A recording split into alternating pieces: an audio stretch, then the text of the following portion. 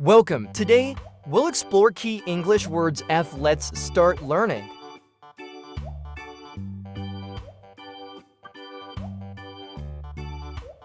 F is for fish.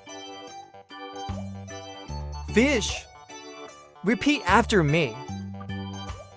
Fish. F is for frog.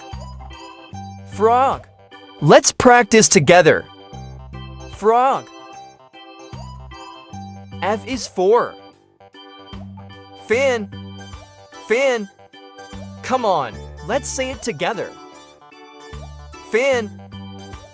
F is for fire. Fire. Let's say it together. Fire. F is for flower. Flower. Let's practice. Can you say it too? Flower. F is for fruit. Fruit. Say it with me. Fruit. You are awesome. Keep up the great work. Let's review what we've learned. What is this? Fish. Fish. What is this? Frog. Frog.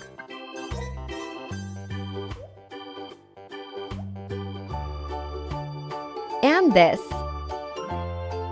Fan. Fan. What about this one? Fire.